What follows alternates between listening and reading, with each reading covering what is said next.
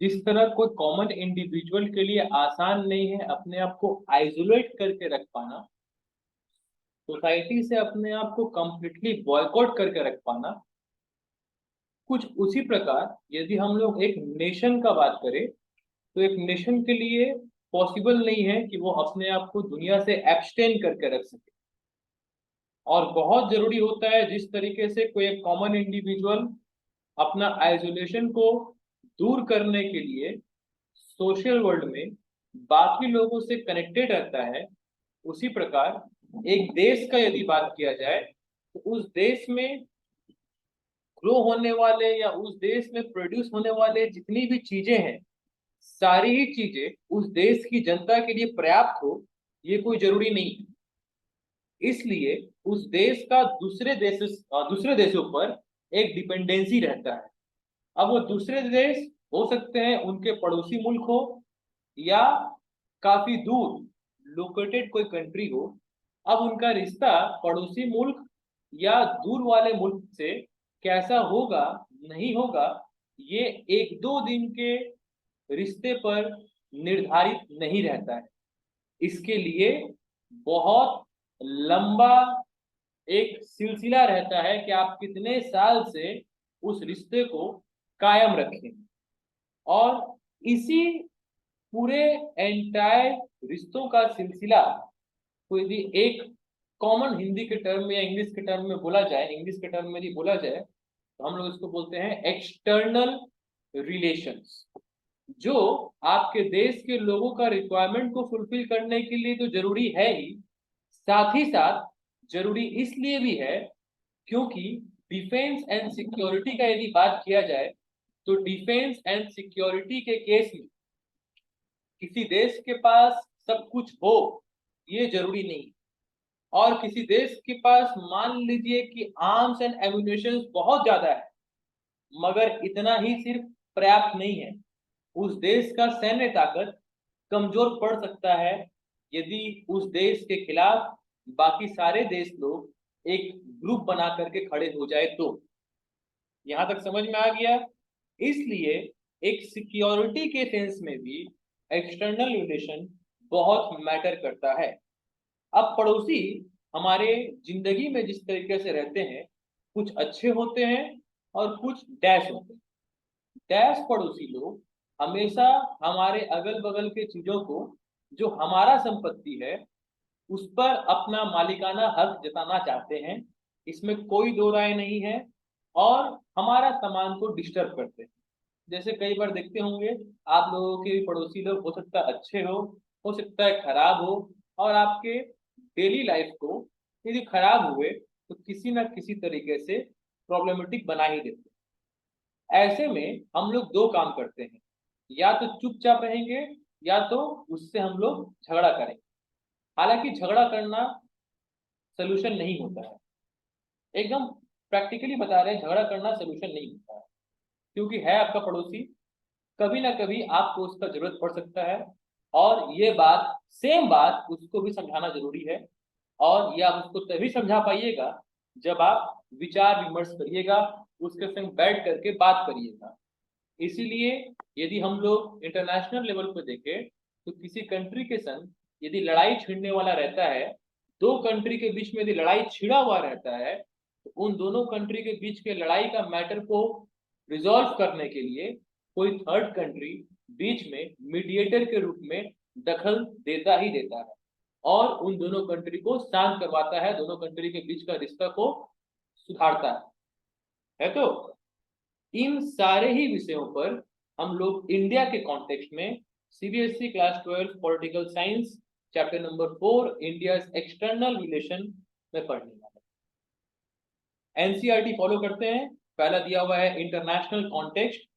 India was born in a very trying and challenging international context. The world had witnessed a devastating war and was grappling with issues of reconstruction, yet another attempt to establish an international body was underway. Many new countries were emerging as a result of the collapse of colonialism. हमारा हिंदुस्तान 1947 में जब आजाद हुआ, ये वो समय था जब दुनिया के और भी कई सारे गुलाम मुल्क, गुलाम कंट्री धीरे धीरे आजाद हो रहे थे। जब तक वो गुलाम थे तो उनका कोई सॉवरेनिटी नहीं होता था। जब तक वो गुलाम थे उनका कोई भी लिबरलाइजेशन या ग्लोबलाइजेशन नहीं हुआ करता था। मगर अब गुलाम से आजाद हुए, गुलामी से आजाद हुए। अब आजाद होने के बाद वो लोग कंप्लीटली फ्री हैं। They are totally free to establish relations. Relations with whom? Relations with foreign country. Why? For their development, for economical development, for security. ये एक रेस शुरू हुआ था। फ्री इंडिया, एक लाइन छूट गया है, उस पर गौर करते हैं। And most new nations were trying to come to terms with the twin challenges of welfare and democracy. Obvious सा बात है, हर वो कंट्री जो कॉलोनियल रूल से आजाद हुआ है वो लोग ऑटोक्रेसी को तो प्रेफर नहीं करता। वो लोग सब के सब डेमोक्रेसी मॉडल को या फिर डेमोक्रेटिक मॉडल को ही प्रेफर करते हैं। डेमोक्रेटिक मॉडल को प्रेफर करना या फिर डेमोक्रेटिक मॉडल को लेकर के आना इतना आसान नहीं होता है। इसमें दूसरे कंट्रीज के लोगों का आइडियोलॉजिकल या आइडियोलॉजी को इम्बाइब करना होता है। फॉर एग्जाम्पल, यदि आप लोगों को हम बताएं, रशिया में जब सोशलिज्म आया, 1914 के आसपास का बात बता रहे हैं, रशिया में जब सोशलिज्म आया तो वो धीरे धीरे जर्मनी में भी आना शुरू हुआ। क्योंकि जर्मनी के लोग जब सोशलिज्म आइडियोलॉजी के बारे में जाने तो उनको समझ में आया कि भैया सोशलिज्म हम लोग अपने देश में भी ला सकते हैं। सिमिलरली चाइनीज गवर्नमेंट, जिनको अब तक सोशलिज्म का मतलब नहीं पता था, वो लोग भी सोशलिज्म मॉडल से वाकिफ थे। एक कंट्री का दूसरे कंट्री से कनेक्टेड रहना सिर्फ इन टर्म्स ऑफ सिक्योरिटी, सिर्फ इन टर्म्स ऑफ डिमांड खाली मैटर नहीं करता है।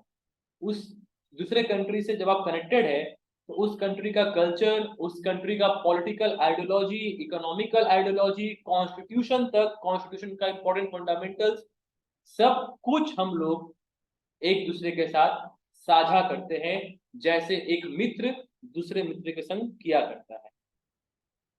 हालांकि ऐसे भी मित्र होते हैं जो दूसरे मित्र को बिगाड़ने में लगे रहते हैं।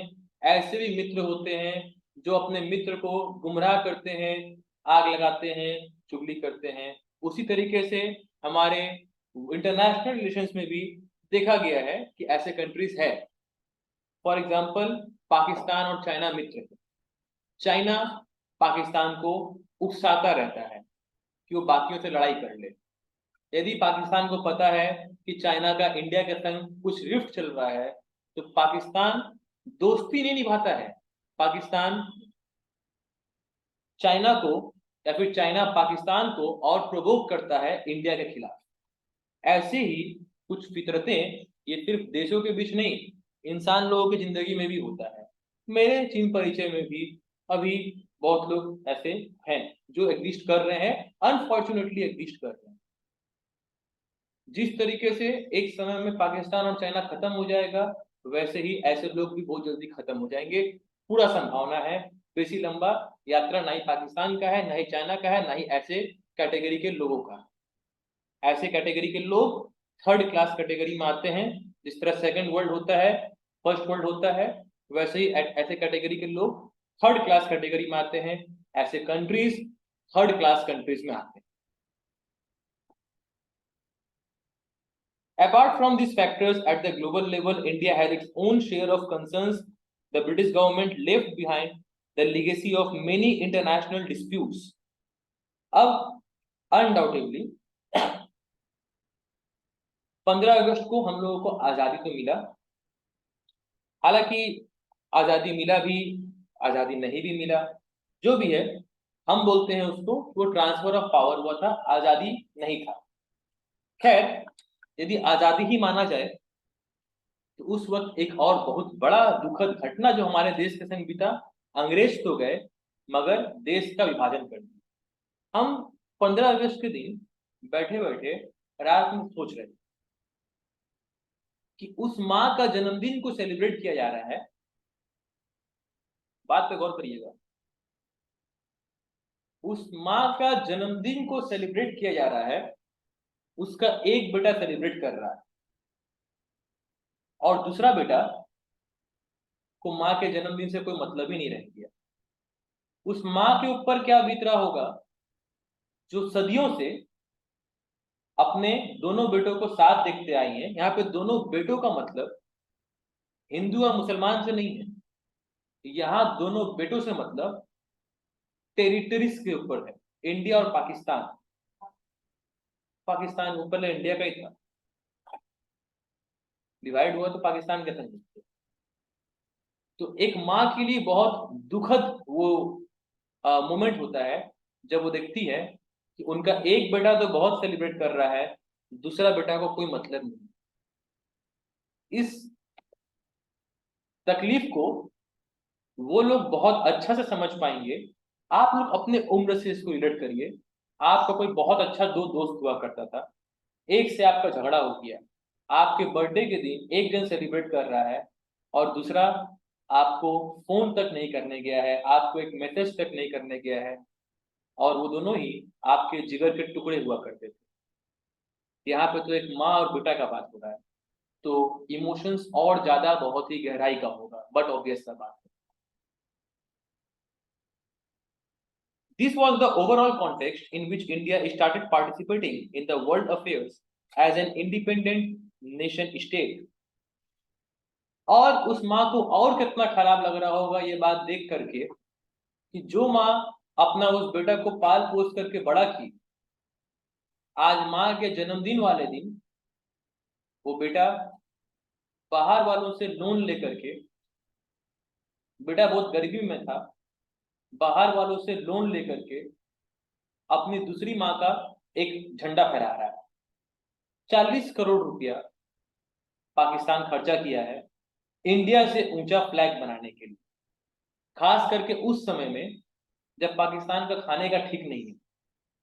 लोन लिया है आईएमएफ से, आईएमएफ उसको लोन दिया है और उस लोन में से 40 करोड़ रुपया खर्चा कर दिया सिर्फ अपनी माँ को नीचा दिखाने के लिए। वो माँ को और तकलीफ लग रहा हो। ये थोड़ा समझने वाला बात है, सोचने वाला बात है।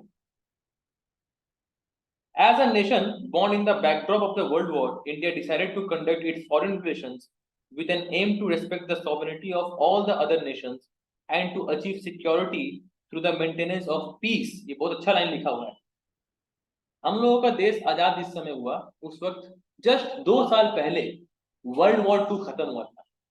47 में हम लोग आजाद हुए, 45 में वर्ल्ड वॉर 2 खत्म हुआ। ऐसे में हिंदुस्तान इस बात का महत्व जानता था कि सॉवरेनिटी का क्या महत्व है। सॉवरेनिटी का महत्व वही देश सबसे पहले समझ सकता है जो देश कई सालों से गुलाम रहा हो। अतः इसीलिए हिंदुस्तान आगे बढ़ते हुए किसी भी और देश का सॉवरेनिटी को हार्म करने का प्रयास नहीं किया और सबके संग रिश्ता पीसफुल लाइंस पे मेंटेन करने का चेष्टा की। इसमें एक गलती भी हुआ हम लोगों से। सबके संग आप पीसफुल लाइंस पे रिश्ता को मेंटेन करिए, इसमें कोई गलती नहीं है, ये बिल्कुल सही है।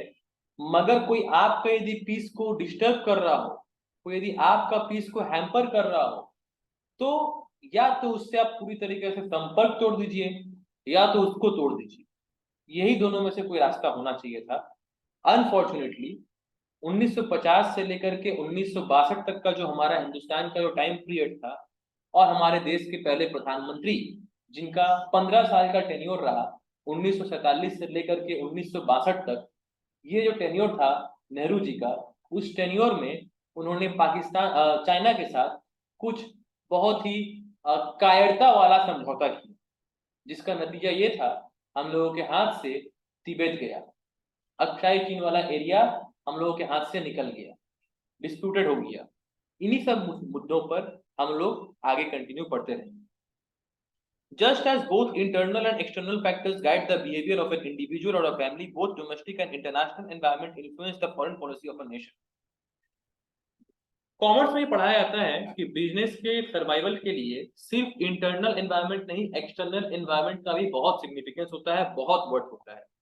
इंटरनल एनवायरनमेंट मतलब हो गया एक बिजनेस ऑर्गेनाइजेशन के अंदर में जितने लोग काम कर रहे हैं, एम्प्लॉयज हो गए, स्टाफ हो गए, उनके बीच का कोऑर्डिनेशन, उनके संग का कोऑपरेशन, ये सब तो इम्पोर्टेंट है ही, साथ ही साथ इक्वली एक्सटर्नल एनवायरनमेंट भी बहुत मैटर करता है। एक्सटर्नल एनवायरनमेंट में आता है गवर्नमेंट, आपको गवर्नमेंट का रूल्स एंड रेगुलेशंस को अवॉइड करते हुए चलना है। एक्सटर्नल में आता है कस्टमर्स, जिसके बिना बिजनेस का हम लोग कल्पना नहीं कर सकते। एक्सटर्नल में आता है सप्लायर्स, जो यदि ना हो तो बिजनेस में रॉ मटेरियल सप्लाई नहीं होगा। ऐसे ही एक देश के लिए देश का सिर्फ इंटरनल एस्पेक्ट ही नहीं, एक्सटर्नल अफेयर्स में भी देश का आगे रहना बहुत महत्वपूर्ण और जरूरी है। The developing countries lack the required resources to effectively advocate their concerns in the international systems. So they pursue more modest goals than the advanced states. They focus more on peace and development in their own neighborhood. Moreover, their economic and security dependence on the more powerful states occasionally influences their foreign policy. In the period immediately after the Second World War, many developing nations choose to support the foreign policy preferences of the powerful countries who were giving them aid or credits. यहाँ पे हिंदुस्तान के बारे में बता रहा है, हिंदुस्तान आजाद होने के बाद हिंदुस्तान के पास बहुत सारा साधन नहीं हुआ करता था। ऐसे में हिंदुस्तान बाकी कंट्रीज के तरह दूसरा मॉडल अपनाया नहीं। बाकी कंट्रीज क्या कर रहे थे, तेजी से डेवलपमेंट के लिए वो लोग कोई पावरफुल कंट्री का चमचा बन रहे थे, उनका चमचागिरी कर रहे थे, और चमचागिरी करके थोड़ा कुछ समय तक के लिए बहुत फास्ट रैपिड डेवलपमेंट उन लोगों का हुआ, मगर उसके बाद उन लोगों का सूरज डूब गया। हिंदुस्तान में हम लोग पीसफुली काम कर रहे थे, हम लोग बहुत तेज भागने का चेष्टा नहीं किए, हम लोग धीरे धीरे डेवलपमेंट किए बोल करके आज हम लोग लिस्ट में हैं। मगर गलती ये हुआ कि इस पीसफुल रास्ता को मेंटेन करने के चक्कर में हमारे हाथ से कई सारा इंपॉर्टेंट जगह निकल गया। This resulted in the division of countries of the world into two clear camps. एक हो गया, देखिए 1947 के बाद किया जाए यदि तो उस वक्त हमारे हिंदुस्तान का बोलिए या दुनिया का बोलिए, दो सबसे पावरफुल कंट्री सामने था। खास करके वर्ल्ड वॉर 2 के बाद आप लोग जानते हैं कोल्ड वॉर शुरू हो गया था, किसके बीच में, यूएसए और यूएसएसआर के बीच में, जो कि 92-94 तक चला। और ऐसे में इस समय जो भी कंट्री आजाद हो रहा था, जो भी कंट्री न्यूली फॉर्म हो रहा था, वो कंट्री अपना रैपिड डेवलपमेंट के लिए या तो यूएसए का चमचागिरी करना शुरू किया या तो रशिया का चमचागिरी शुरू किया। हिंदुस्तान के संग अच्छा ये हुआ कि हिंदुस्तान चमचागिरी किसी का नहीं किया, हिंदुस्तान रिश्ता मेंटेन करके रखा। इसमें एक श्रेय दिया जाएगा जवाहरलाल नेहरू को, जिन्होंने नॉन अलाइंग मूवमेंट पॉलिसी को लेकर के आया और रिश्ता का मजबूती को बनाए रखा, और चमचागिरी में नहीं है। देखिए चमचागिरी में क्या होता है ना, चमचागिरी करने वाला आदमी जो चमचागिरी करता है वो अपना क्रेडेंशियल खो देता है। वो जिसका चमचागिरी कर रहा है उसके सामने उसका वैल्यू 0 रहता है। मान लीजिए वाई एक्स का चमचागिरी कर रहा है, तो ऐसे में वाई को लग रहा होगा कि हम एक्स के बहुत खास होंगे, वो खास नहीं है। एक्स से पूछिए पर्सनली कि वाई का क्या वैल्यू है, तो वाई के लिए एक्स गाली देगा, वाई के लिए एक्स बोलेगा कह रहे हो तो मेरा गुलाम है। वहीं चमचागिरी नहीं करके इंडिया अच्छा रिश्ता मेंटेन रखा, तो इससे फायदा क्या हुआ, एक्स से यदि वाई के बारे में पूछा जाए पीठ पीछे या सामने, एक्स हमेशा यही बोला कि मेरा अच्छा दोस्त है, मेरे साथ खड़ा रहता है, मेरा चमचा नहीं है। इसीलिए जब जब एक्स के ऊपर मुसीबत आया वाई का सहयोग मिला, जब जब वाई के ऊपर मुसीबत आया एक्स का सहयोग मिला। यहाँ पे एक्स रशिया है, वाई इंडिया है।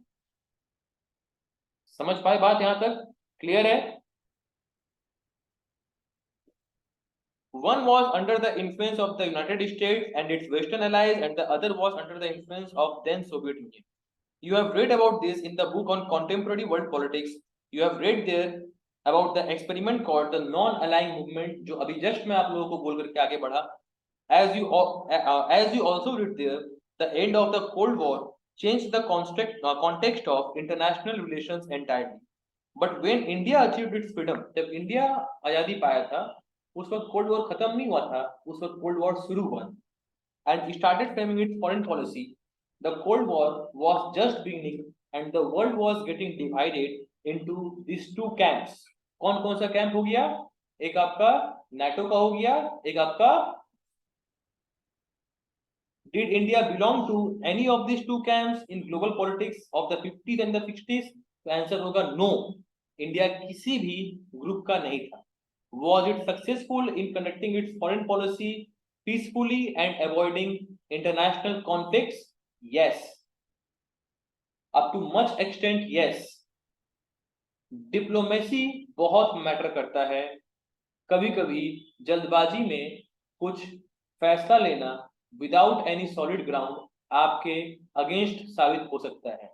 इसलिए मेक श्योर कि डिप्लोमेसी पहले करें, और यदि डिप्लोमेसी के वक्त आपको दिखाई पड़ रहा है कि आप जो चाह रहे हो वो तुरंत नहीं हो रहा है, तो डिप्लोमेसी है जो आपको रोकेगा, क्योंकि डिप्लोमेसी इंटेलेक्ट लोग करते हैं और इंटेलेक्ट लोग उस वक्त अपने आप को रोकते हैं। उनके अंदर जो डिप्लोमेटिक कैरेक्टर होता है वो उनको रोकता है कि थोड़ा और वेट कर लो, आपका ऑब्जेक्टिव जरूर अचीव होगा, मगर ग्राउंड के साथ, एक ग्राउंड के साथ ऑब्जेक्टिव को अचीव करना हिंदुस्तान किया। आप लोग आगे पढ़ेंगे जहां एनसीईआरटी भी बोल रहा है इंडिया इनडायरेक्टली रशिया के एली के साथ था मगर ओपन नहीं किया, और इन दोनों के बीच का जो चीज था उसी को बोलते हैं डिप्लोमेसी।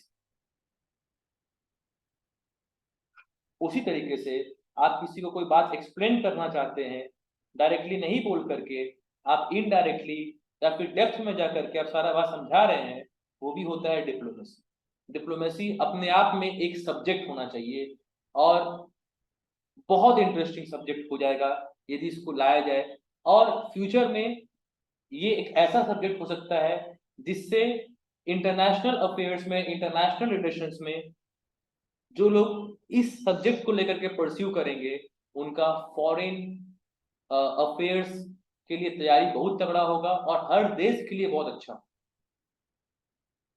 समझ पाए बात? क्लियर है? अब इसके बाद का पोर्शन नेक्स्ट सेशन में आगे हम लोग कंटिन्यू करते हैं।